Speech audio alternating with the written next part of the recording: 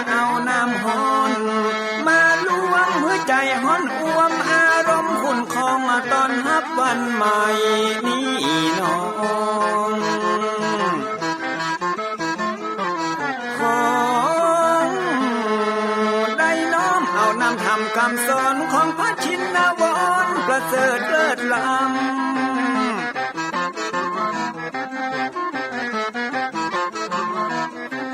จุงจิตใจเพื่อออกจากธรรมบ่ฮือด่างดำโศกเศร้ามัวมองแสงแห่งธรรมะนั้นเป็นแสงทองส่องใจเรื่องร้องตึงวันค่ำเจ้า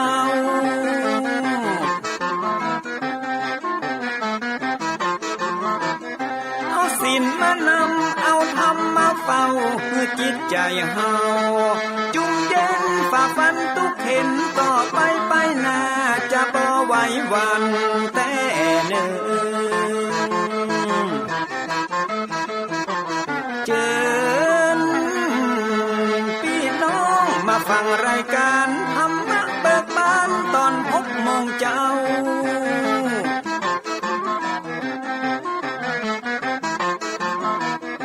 ฟังธรรมปื้นเมืองอันเป็นแบบเบาท่านพระครูวิสิทธิ์ศิลาภรณ์ตั้งใจเจ้าคณะตำบลป่าแดดนอนในเจ้าอาวาสวัดวังสิ่งคำตนนี้ขอยกมือ10 นิ้วกราบนอบน้อมยังพระติรัตนเกศเจ้าตั้ง3 ประการอันหมายมีพระพุทธพระธรรมพระสงฆ์อันเป็นสรณะตีเปิ่งที่เคารพนับถืออันสูงสุดในชีวิต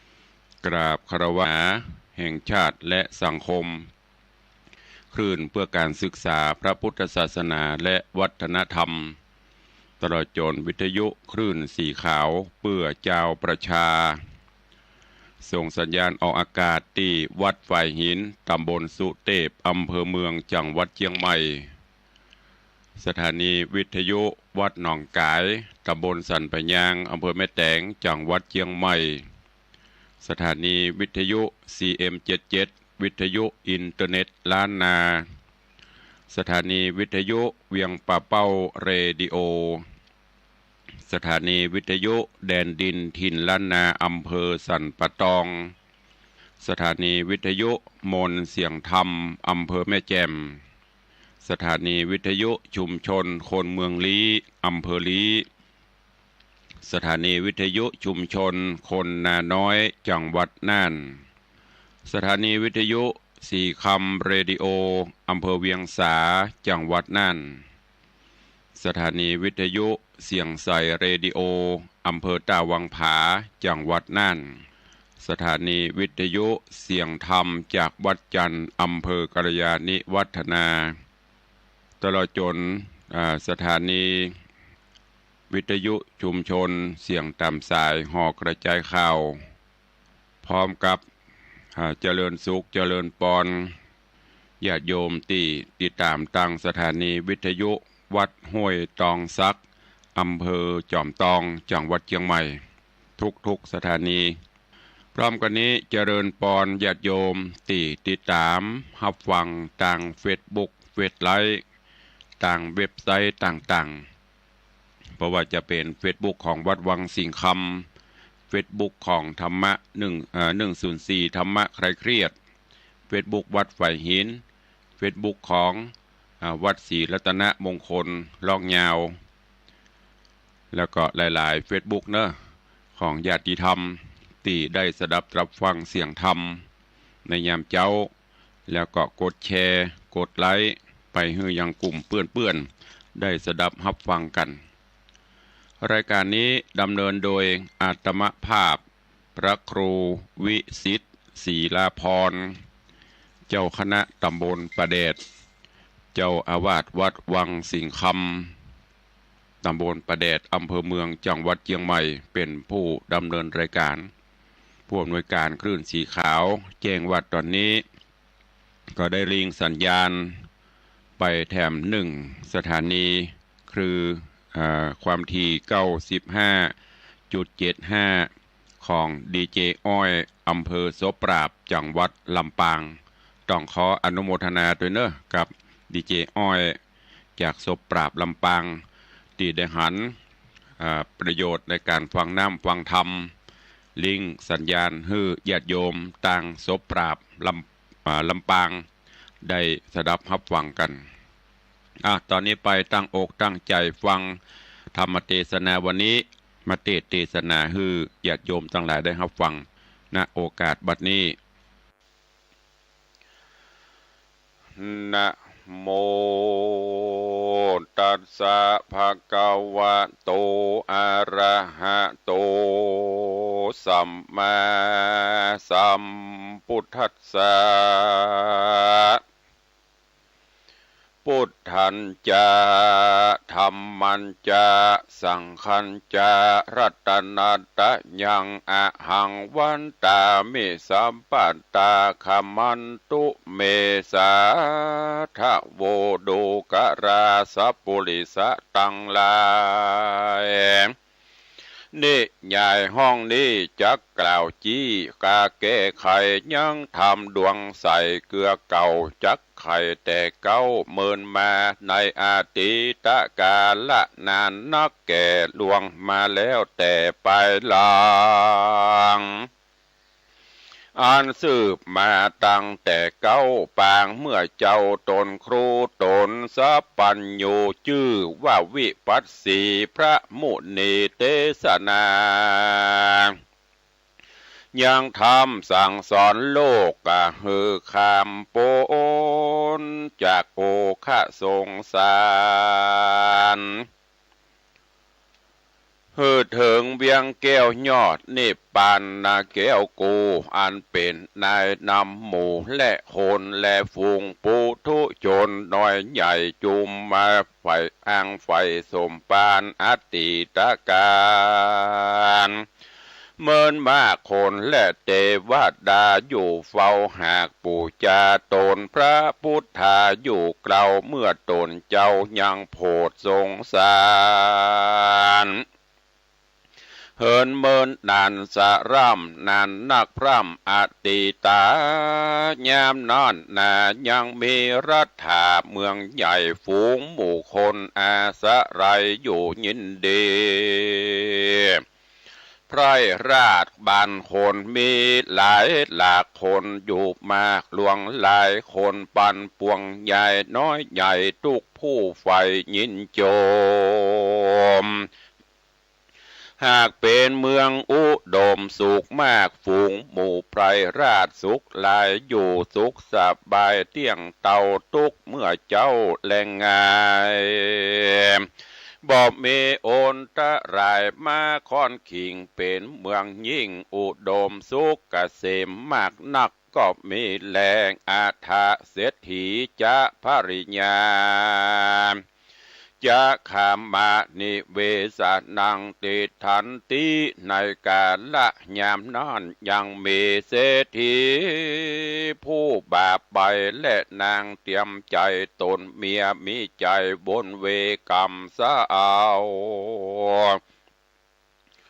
พร้อมด้วยลูกเต่ายิงใจอยู่เตรียมใจกับพ่อแม่บอดใดภายเพศนาอยู่ดาไปอยู่ในส่วนสองกาไว้เศรษฐีกึดบอดดีเที่ยว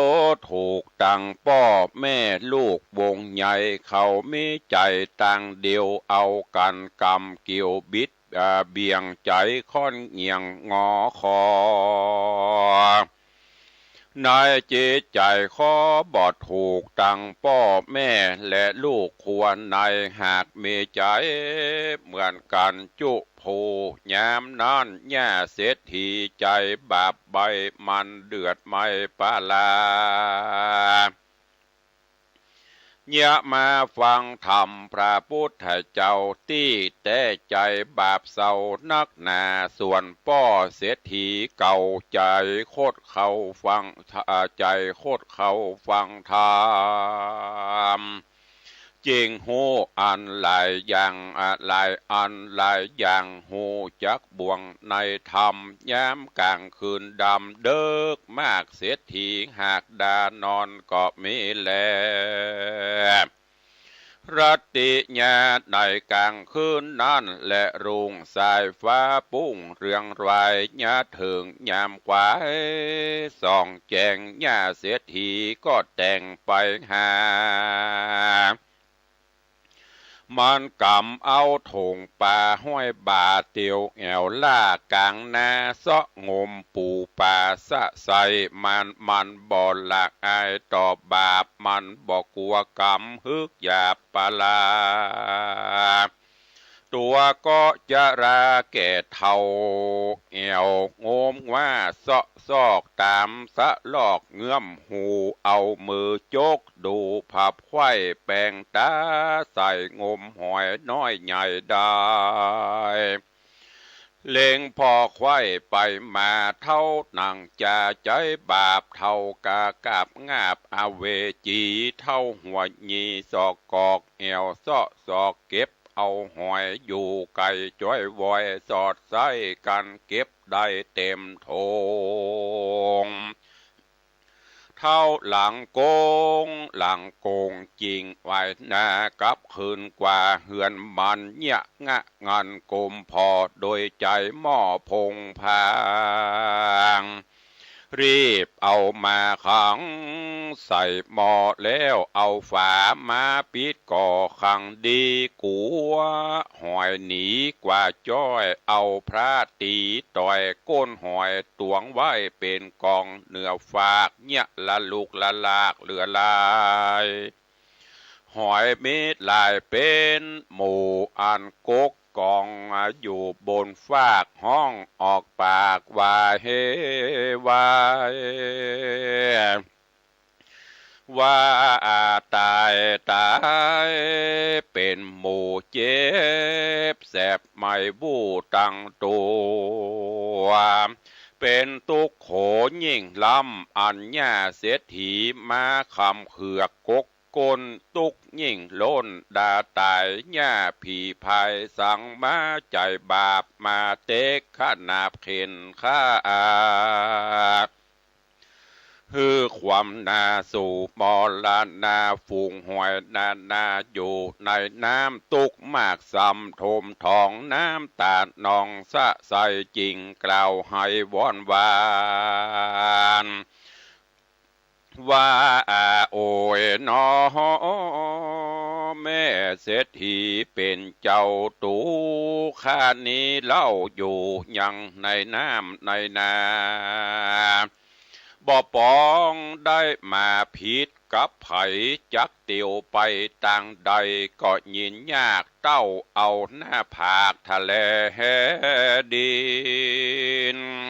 เป็นอาจีนบอกขาดเอาก้นจีฝากฟ้าเอาหน้าทะเลดิน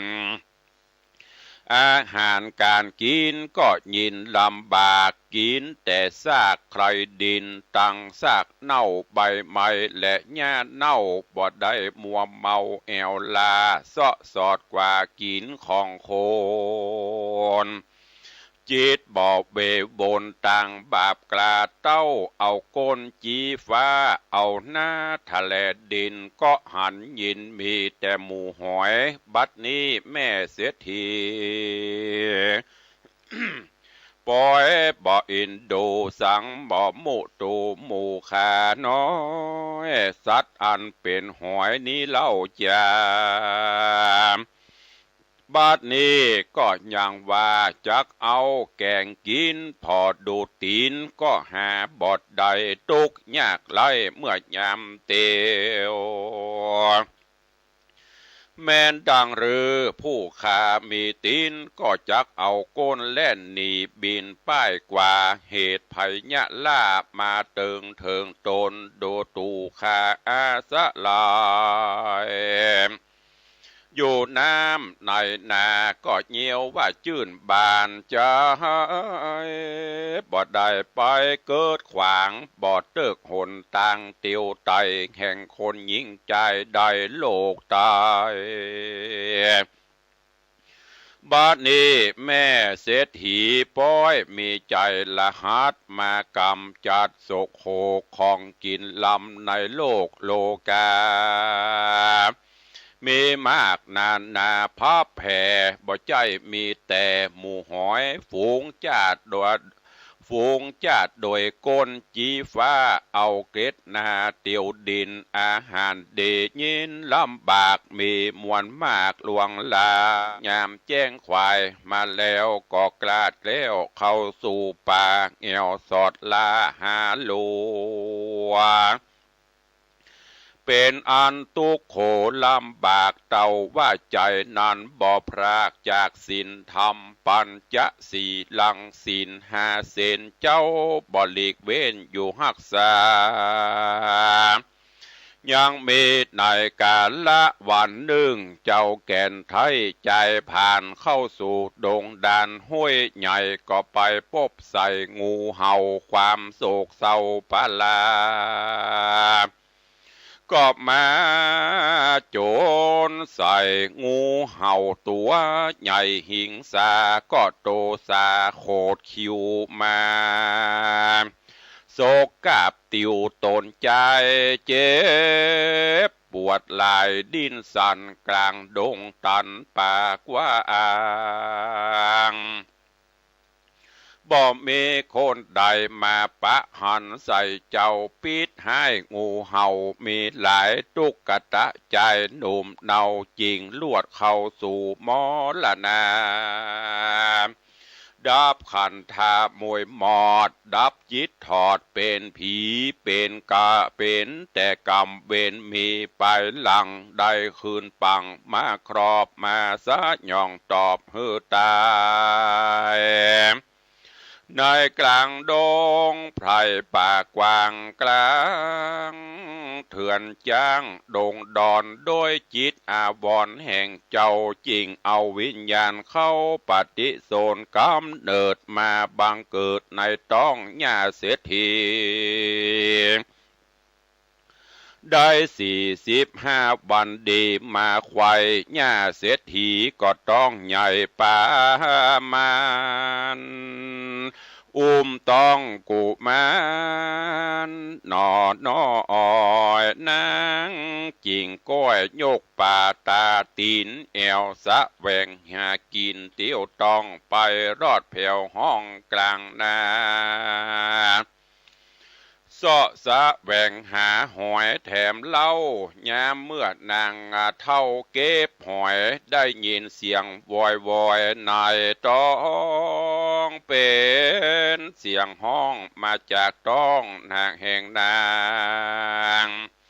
เสียงนั้นครางแหบให้ฟังแต่ใส่กับหูก็ดูมาจากต้องนางกิ่งซ้ำเงียงหูดักฟัง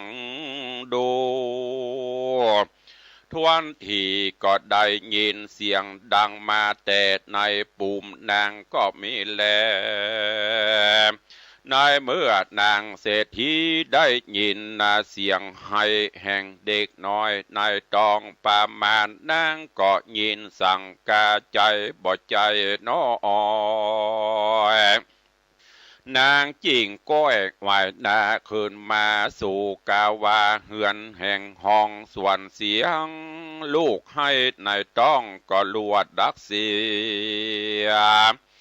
นางย่าเศรษฐีกันว่ามารอดแผ่วเฮือนมันก็จะเสียงมันกล่าวตานและแก่เจ้าบ้านคนเฮือนว่าแจเจือนไปในเสียจ้าบ่อยู่นางจิงรีบไปเอา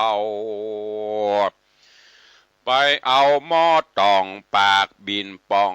ปากบินปองเอามาขังยังหอยนาฟุ้งใหญ่อันนางเก็บได้นำมายามเมื่อตาวันเดือดใหม่ฮ้อนแต่ใส่นักหนายามนอนหมู่หวยก็มาห้องลำหาไอออกปากไว้เป็นกำคนว่าหมู่เฮามาจนตาอยู่ข้างแกหม้อใหญ่วันนี้พร่ำใดจักตายนอนกลิ้งไงเสียงขาดย้อนแย่ผีพรายบาปเมืองเพง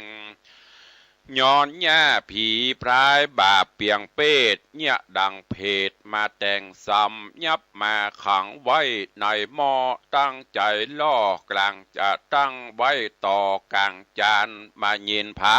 นใจลำบากกันบอกวันนี้ก็วันพูกหมู่เฮา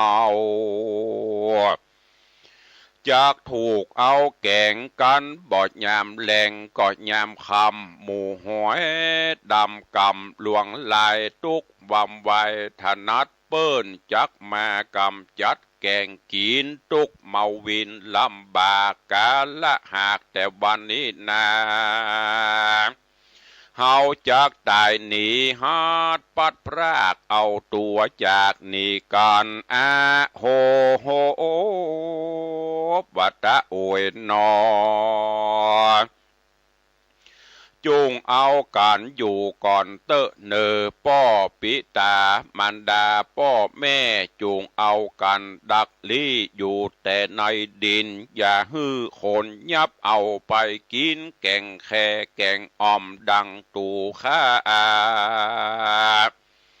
เนย่อมติงตายโหโอยหนอหมู่ข้านี้ก็จักได้ปัดพรากตายเสียจากลูกเต่าวงใหญ่จักได้ตายปัดพรากเสียยังฝูงหอยตาตัวมอยดำกำเศร้าละเสียจากเงาผัวแป้งเปิ้นจักมาแกงกินลามซาอ่อมตุกไม่หม่อมในวันนี้ตูจักได้ปัดพรากเสียจากที่อยู่กลางนาจักได้ตายจากพระดิญาเมียมิ่งตูข้านี้ดูเคราะห์ลายยิ่งมาโจรโอ้ยนอได้เกิดมาเป็นหอยดำมวนกำเศร้าเปิ้นก็มามัวเมาประมาทเงียบออกจากพรากบวกน้ำอันเกยซ้อนซ้ำแอวไปมาได้มาพรากปิตาพ่อแม่มันดาตูคาเป็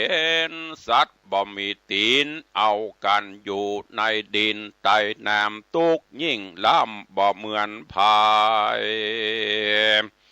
ได้ดวงใสแผ่นผ้าตุกนักกว่าก็คือหอยบ่มีตีนมือและปีกจักเตียวกว่าไปมาก็เอาแต่หน้าทะเลดินก็หากไปไกลก็หากไปไกลยินลำบากตุกรายราดกว่าเปิ้นตั้งม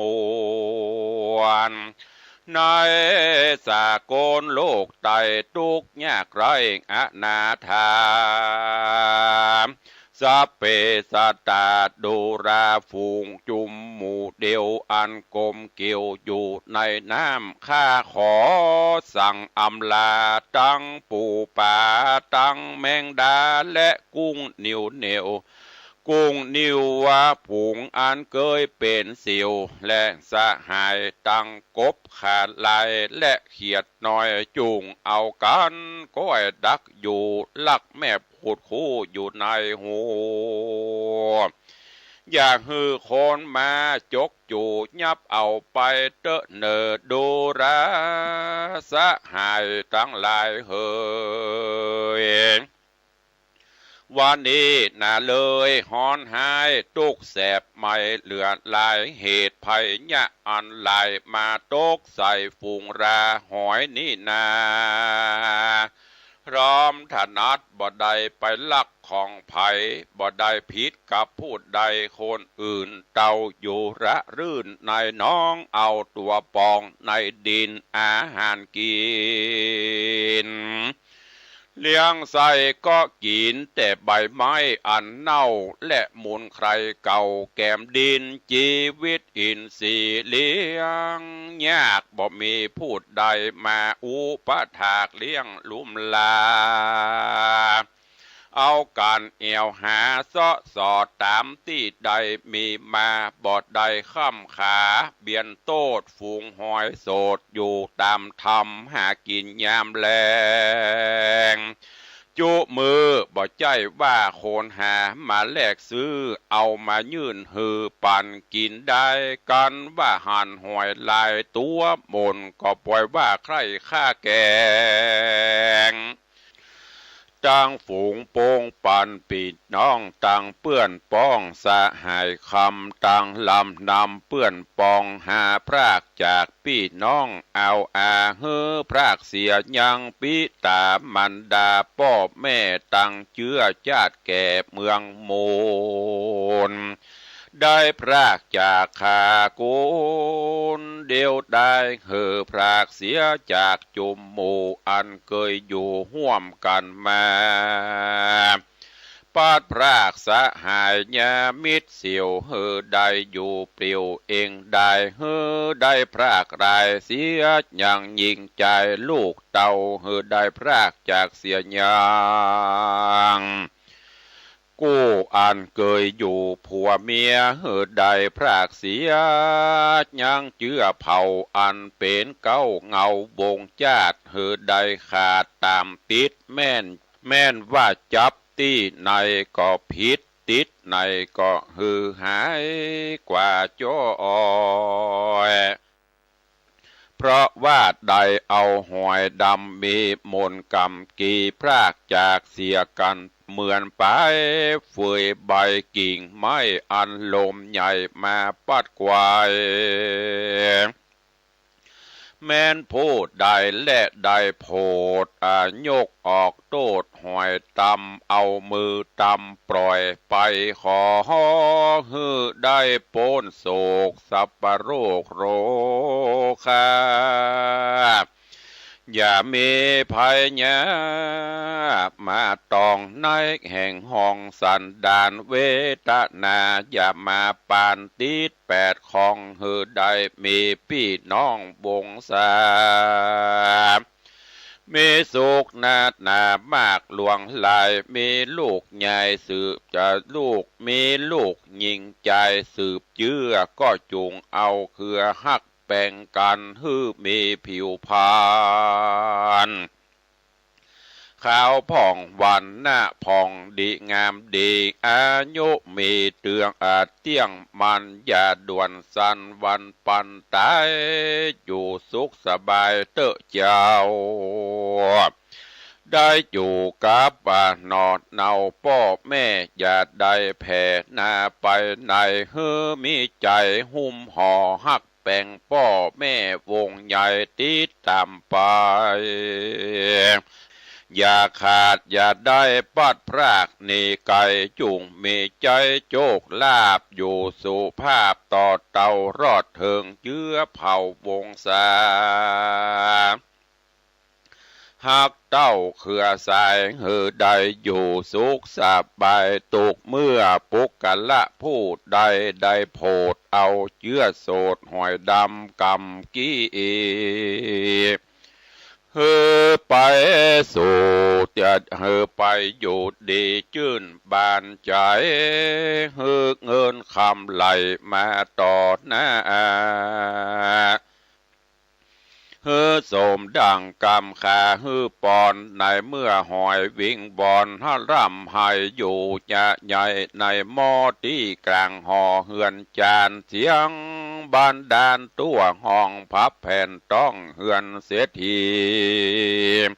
เสียงดังมีเฮือนจานหอยห้องให้ครางโดยเสียงอันดังส่วนยาเศรษฐีได้ฟังยินหลากจินออกปากเจียนจาซึ่งสายตาลูกตาเอาว่าหอยกำเศร้าหลวงลายเอาการร่ำไรหุยให้อยู่ในหม้ออันกูแม่หากขังจักเป็นสั่งมึงจุงไปพอลูกนางยิงมิใจ หม้อฟังกำจริงไปดูหวยดำกำเศร้าแล้วจะบอกเราตามกำดีว่าข้าบ่มีกรรมจุไล่ว่าหอยหมูนี่จ้างให้เหมือนคนดังรือและมาเวโวนจะปากคานี้หากอิหาคายินหลากอัศจรรย์ยามนอนนางลูกมันเกาะไข่หัวเป็นเสียงโนข้าขากแล้วก็พรากจากหันขึ้นมาตะตากาเลในกาละยามนอนยังมีนกจอกเหือนตัวหนึ่งอันจับอยู่ที่ตีนก่อนได้ยินเสียงวิงวอนหอยหายมันก็บินไปไข่กล่าวแก่สองเท่าเสียทีแม่ลูกว่าใจแต่ถูกเป็นเสียงสัตตะสำเนียงแหบให้วอนจะใจง่อยง่อยเป็นเสียงหอยลำห้าไอวันและใดสามคราวันนี้ซ้ำมาให้เนื่องนั้นให้ถึงวันด่าฟ้องมากล่าวห้องโจมด่านางตั้งสองแม่ลูกอย่าสั่งกาใจเตอะในขณะยามนอนนัดนกจอกหน่อยก็จับมานกจอกหน่อยอันจับอยู่ห้อยใจขาจริงจะอุปมากรรมเก่าประวัติเล่าจาดไปหลังเฮือย่าเศรษฐีฟังทวนถูกคือนางสองแม่ลูกจงฟังทลาบุพเพจาตา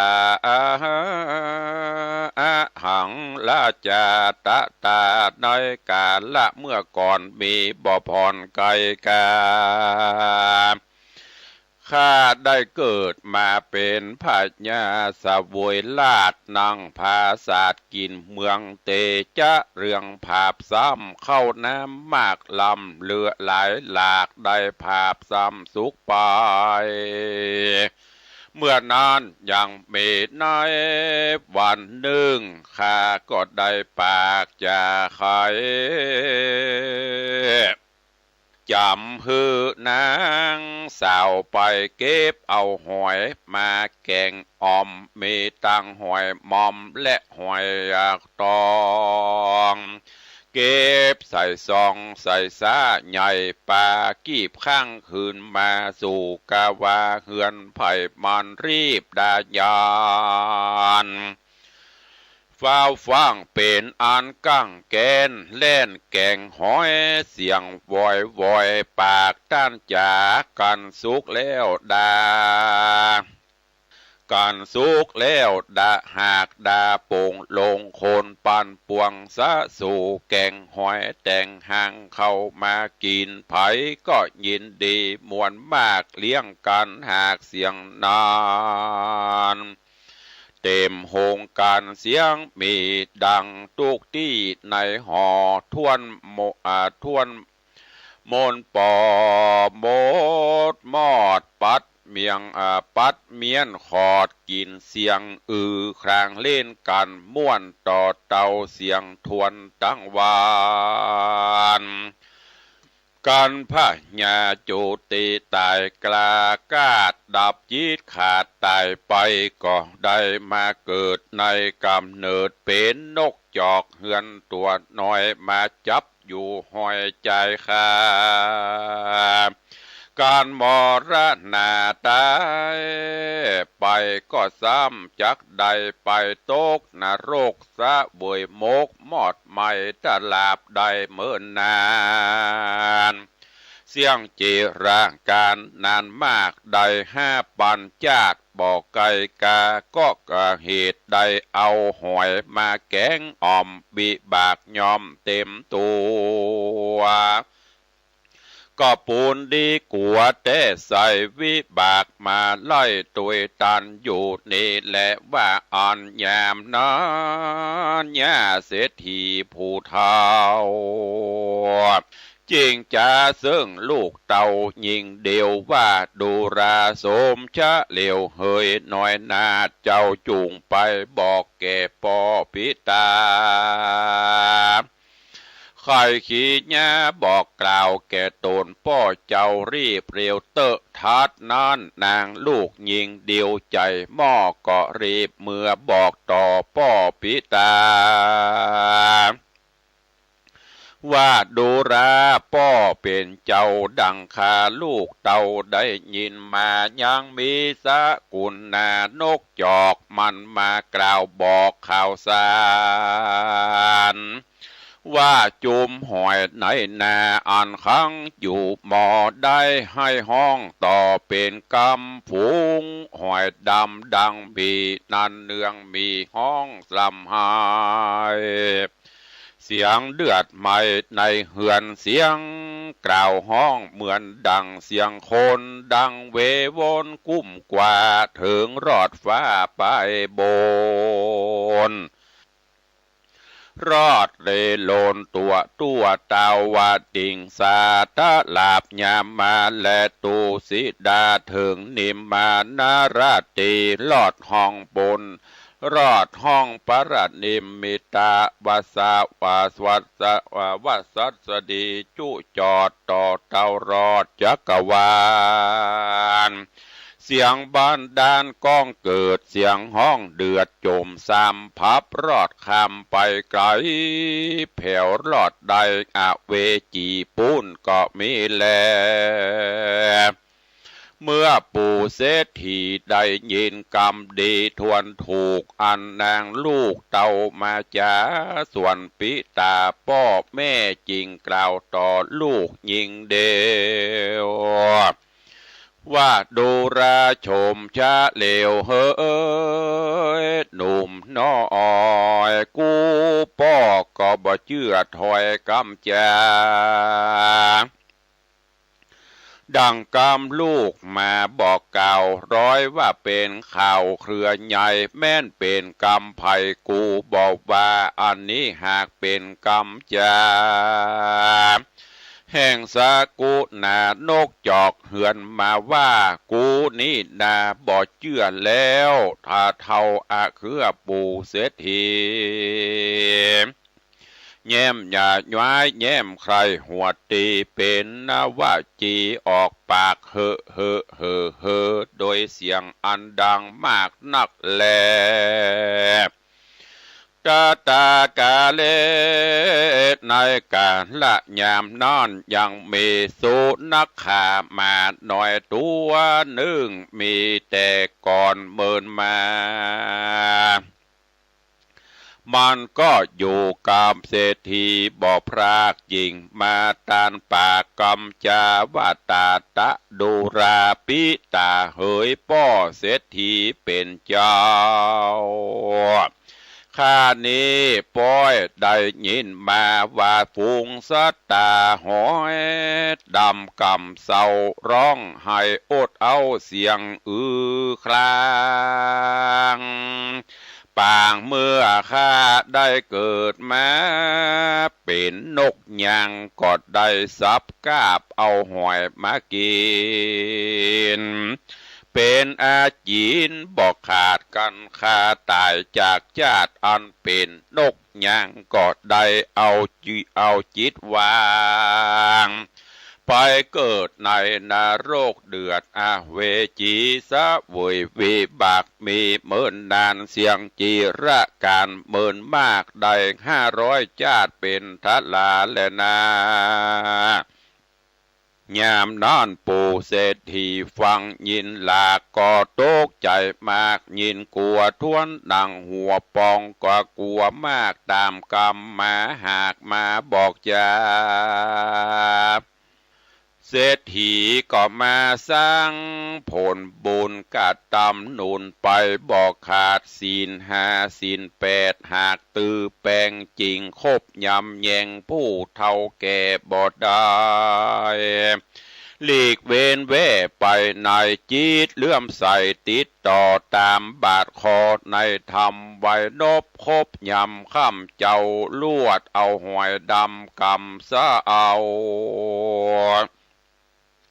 อ่านขังอยู่ในหม้อเหือนจานลวดเอาไปถอกใส่คืนน้ำปล่อยเสียกู้ตัวสัตว์นั้นเศรษฐีก็พรำยินดีมากหนักและนาอาปะระภาเคตั้งแต่นั้นไปนาเล่าปู่เท่าเศรษฐีก็แปลงใจดีจมมากจำศีลภาวนาญาตินามหมายตานอุติสการนาบุญย่อมือตุนตั้งเกลาทุกคำเจ้าย่อตานก็มีทุกเมื่อและเบื้องหน้าแต่นานไปนาเป็นแต่นาบุญแห่งพุทธังกูลมากำจูนูนบ่พรากยิ่งใดสะบวยกรรมวิบากมาสะยองตอบถึงตัวดังอันในขันนายามนั้นอายุเศรษฐีได้45 ปีเติงมาเจ้าก็ไปจำศีลภาวนาทุกเมื่อโดยใจเชื่อกองบุญ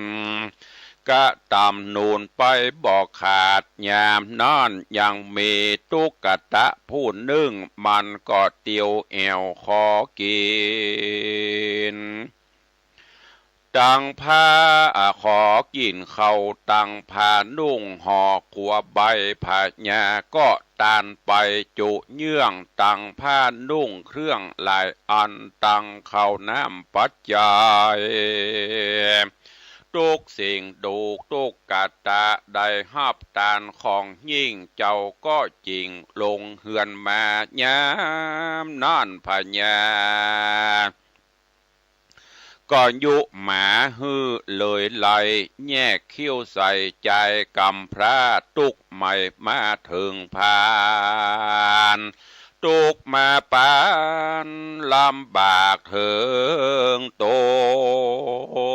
นโดยกรรมเวนโดยกรรมเวรุโดยกรรมเวนวนดังอีในเมื่อพญาตายไปแล้วก็ได้กาดแก้วเกิดมาเป็นคน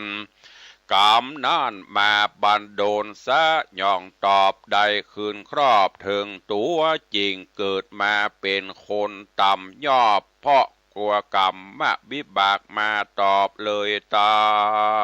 นจริงได้ผ่านมาเกิดในกำเนิดตุกตะกำพระบ่มีเสื้อผ้าและของกินยินมาเป็นตุกนักแก่หือพ่อแม่ตายละจากใจจริงตุกยากเหลือหลายเข้าของหลายอันใดบ่มีสักสิ่งตุกลำยิงเหลือใจเต้ามีสินใส่บ่พรากบ่หือได้ขาดเสียตนบ่แผ่ผวนเบี่ยงใจบ่ยกย้ายไกลกายามเมื่อเข้าดงนาห้วยใหญ่ก็ไปปะใส่งูเห่าสกตายแล้วนำจิตกายมาเกิดในกำเนิดเศรษฐีเกิดมาในชาตินี้บุญมากรรมส่งอยู่ย่ำหลวงส่งอยู่ย่ำหลวงหลายจริงสุขสบายต่อเต่านางเป็นเจ้าแก่เงินคำก็โดยบุญกรรมอันได้รักษาศีลเป็นอาจินบอกขาดจริงมีสัมปติมากสมไฟอ้างอยู่เมืองสุวรรณใหญ่กว่าอ่าง เหลือตาเกิดมาในชาตินี้ซ้ำมารักษาศีลภาวนาบ่หือได้ขาดบ่ปามมาดกองธรรมอยู่ครบยำนองน้าวตลาบต่อเต้าเท่าแก่จราอยู่สั่งสอนบูตาลูกเต่าตั้งหมู่เล่าปัจจานราชอยู่รักราชปิตามันดาตั้งวัดว่าตั้งเอาอาปีน้องโจมเพื่อนป้องมิตรสหายบอกข้าสัตว์ฮือตายดับจาดฮือเขาได้ลำบากดีหลีอานิจจังทุกขังอนัตตานี้มันบ่มีเตียงมาอ่านนะหูความอย่างอันไปมาอาอยู่เอาอัฏฐาลีลามันเตียงบ่บิดเบียงเสียโพนฮือเป็นกุศลส่วนบุญไปนาแม่นมีกรรมบาปกลับมาหากหายไปกรรมอันใดเอาหอยดำไปแกงอ่อมก็เตียนย่อมผิดธรรมยามนั่นคนตั้งหลายม้วนหมู่เขาก็มาจังอยู่ฟังธรรมเอากันครบแยงยำอ่อนน้อมโดยใจชื่นพร้อมศรัทธาจริงจวนกันเมตตาภาวนาทุกเวลาข้ามเจ้าตามแบบเบาแห่งโพธิสัตว์เจ้าหากสั่งสอนมาแลนาการว่าสั่งสอนคนต่างหลายแล้วก็คือเขาของเป็นตานแก่คนและสัตว์มีใจบานบริสุทธิ์ดังน้ำใสสะอาดก็มีแลผู้กะละผู้ฮือหมากเมียงปูยาเป็นตานมีจะลดกินปรากหอมฮือผ้าเหลืองเป็นตาลมีผิวเนื้อบริสุทธิ์ขาวนักฮือตาลเงินคำจ้อตุงและชัดเพดานกลางมุงบนหัวพระเจ้าดังอัญจาก็จักได้เป็นพญาอินตาใด660 ชาติแล้วก็ได้เป็นพญาจักรวรรดิราชราชามหากษัตริย์ตนใหญ่จักได้ภาพไข่ประเทศราชบ้านน้อยเมืองใหญ่ต่างมวลนั้นสงไข่หนึ่งจะแลอันว่าฮือเกิบสุบตีนเป็นตาลย่อมมียวญาณจางมามากนักฮือตาลนาวิทย์และบอดน้ำเป็นตาลเตียนย่อมเกิดเป็นขุมเงินขุมคำได้84,000 ขุมฮือตาฮือเข็มเป็นตาลจากมีพญาปัญญากล้าคมยิ่งนักฮือมีดขูดมีดโกนและพระควานเสียมและขอบกเป็นตาลเตียนย่อมระงับดับเสียอย่างบาปอันใดโตดต่างหลายจักก็จักล่ำงับกับหายไปเสียงฮือเข้าก้าคิงเป็นตาลแม้ในปัจจุบันนี้และชาติหน้าก็จักมีอายุมันยืนยาวมากนักแลฮือผ้าจีวละจีวรกำปนเป็นตาลเตียนย่อมนำสัตว์ออกจากนรกฮือโปนวิบากกรรมเว้นตั้งมวลฮือตานปิมปาสารูปจะเอาก็จากได้เป็นอรหันตาโตนึ่งไปนาจะและฮือตานน้ำพึ่งน้ำอ้อยก็จักมีหัวใจบริสุทธิ์มีเสียงก็ม่วนจาหวานและฮือน้ำสวยนาและน้ำบริโภคเป็นตานจักมีฮ ฮือโตนอันข่าวดังเตวดานั่นแหละฮือตานยาหายพญาตโลกาจักได้อยู่สุขสวัสดีตุกเมื่อจักมีอายุมันยืนยาวมากนักปุกละผู้ใดได้ห่วมสร้างและแปลงยังกุฏิวิหารและปลูกต้นไม้สลีมหาโพธิ์เป็นตาลได้เอาลูกเอาหลานแห่งต้านและลูกแห่งตนมาบวชเป็นภิกขุสามเณรก็ดีก็มีอานิสงส์มากหนักแม่นจักพาธนาเป็นพ่อพระเจ้าแม่ก็มีวันนั้นแหละนะดูกะราคนยิงใจตั้งหลายน้อยใหญ่หนุ่มเท่าอย่ามีใจโศกเศร้าปาลาในตัณหากิเลสหือมีจิตเจตนาจวนกันจำศีลภาวนาไปทุกคำเจ้ากอดจากเตี้ยงจักใดสู่เวียงเกี่ยวยอดมหาเนรปานเป็นตีแล้วเสียงแต่ดีลีก็มีโดยปาการดังกล่าวมานี้แหละนะก็จบปริปุณนังไป